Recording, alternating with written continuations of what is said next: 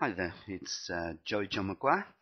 I'm currently in Scotland, Ayrshire, um, at Hollybush House, which is a combat stress treatment centre for ex-service people uh, with post-traumatic stress disorder and related mental health issues. Wonderful place in the holdings of Curse, absolutely fabulous. Um, I'm in the process of reciting my autobiography up until the year 2000, which I wrote quite a few years ago. um, and I'm going to deliver chapter 3, or try to deliver chapter 3. And just set the volume there for you. So, chapter 3, The Awakening with 3 Para. The battalion was a hodgepodge of misfits, vagabonds, and achievers. They came from the highlands and the lowlands of Scotland, the docks of Tilbury, and to the north Liverpool, the depressed areas of the northeast, city centres, suburbias, and coastal towns from John O'Groats to Land's End.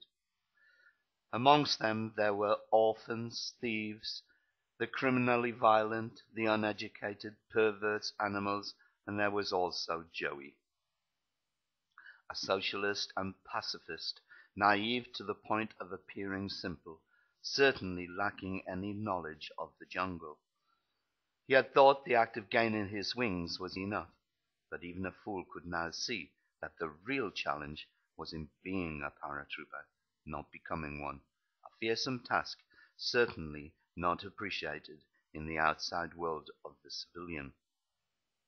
In the next 4 years, Joey would be asked to prove his courage and resilience on many occasions. His confidence and stamina, in fact his whole being, would be pushed to breaking point.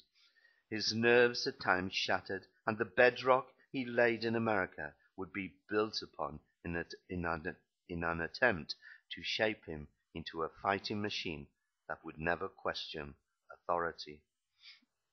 Joey allowed himself a smile. He remembered so well how he'd fought for his individuality and challenged the system from beginning to end. He'd been well thought of throughout battalion for being this way, even if at times he had to stand alone. Nicknames came quickly, he thought. Within weeks he had become Joey the Red McGuire, which was to stick with him throughout his whole army career. Life in battalion was a little different to the training depot, being just one long military exercise repeated over and over again, so that the new intake could be shown the ropes. However, there were a few very defined differences.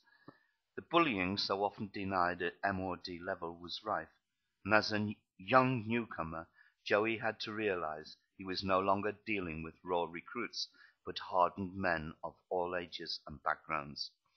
He knew he'd be wise to accept that as far as the pecking order went, it was in his best interest to stay at the bottom, at the very least, until he was officially out of his diapers.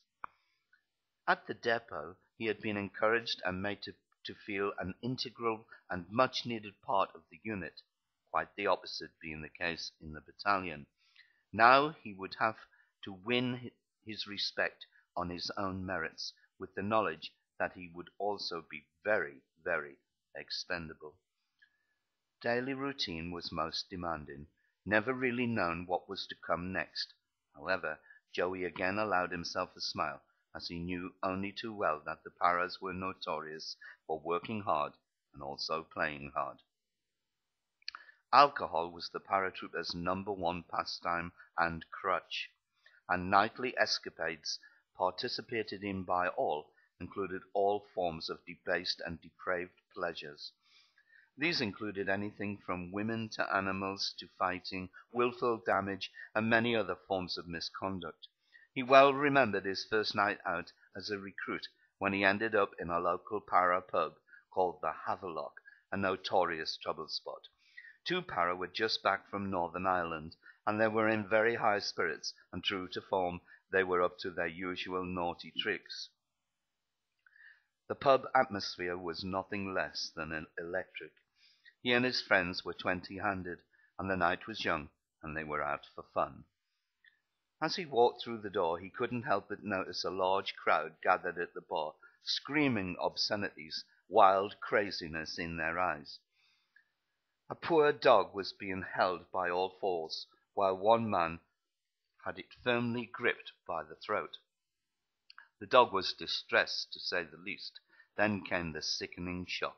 They were queuing up, taking turns to masturbate and suck the dog off for bets. Joey was almost sick, he remembered. But this was no time to stand alone and make human comment. Welcome to the parachute regiment, he thought, little knowing that this was just a taste of things to come. Soon after, the night ended abruptly for all, when two para mistakenly thought Joey and Co. were infiltrating crap hats, a term given by paras to any underling in the army except paras, marines, and their heroes, the SAS. Back-to-back fighting broke out with glass and bottle fragments flying everywhere. Joey grinned knowingly to himself, for he knew that for once the arrival of the military police some minutes later had probably saved all their skins. Joey suddenly dragged air through his teeth into the back of his throat and grunted embarrassingly, instantly remembering the night he was confined to barracks when he'd been on spearhead. He flicked his eyes up nervously to see if he'd been noticed. He hadn't, though. Everyone around looked too engrossed in their own problems. Back went the head between his legs. Gone were the sweaty palms. Joey was in deep thought, and the memories were flooding through his mind, were both pleasant and painful. The whole battalion were gathered in the Nafi bar. This had all the trappings of a night to remember. There must have been at least 600 in there, all in uniform, on a 4-hour standby. Joey had known from experience that a night like this was a rare happening, and that he'd see the finest party pieces mustered into one room, and that the dance of the flaming arseholes was top on the menu.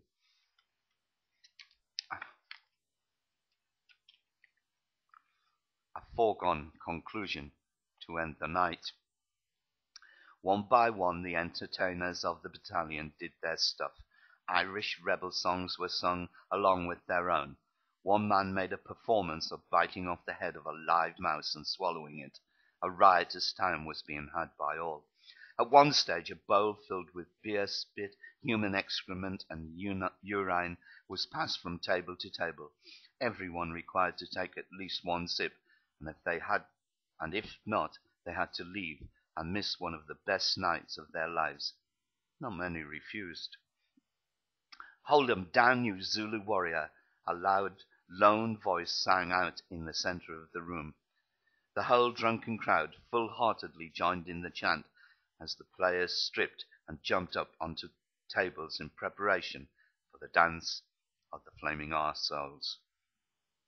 Sheets of newspaper were being screwed up at one end and were being pushed up the backsides of about 6 participants.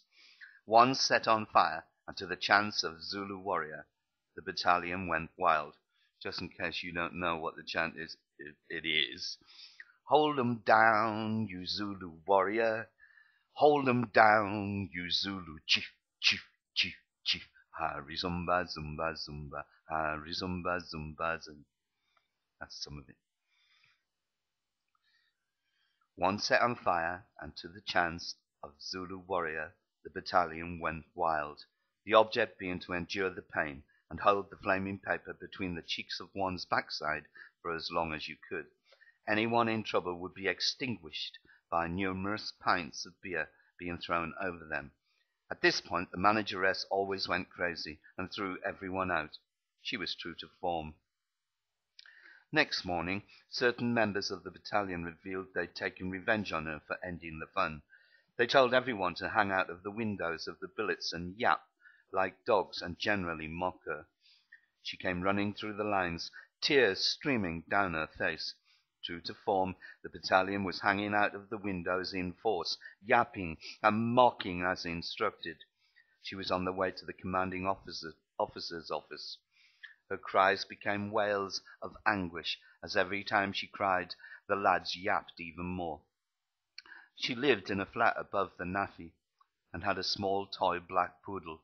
It turned out they'd cut the defenceless thing's head off and hung it outside her door. Sickening, cruel bastards that they were. This is how the Paras let their hair down, and Joey knew he had memories of escapades like this and worse that he had long forgotten and were too many to recall on the day. 3 Para had been nicknamed the Globetrotters, but he was filled with a longing for travel, and for 18 months had been nowhere. His first tour turned out to be Northern Ireland, the Ardennes. He'd been aware he'd have to go one day, but had always excluded it from his thoughts.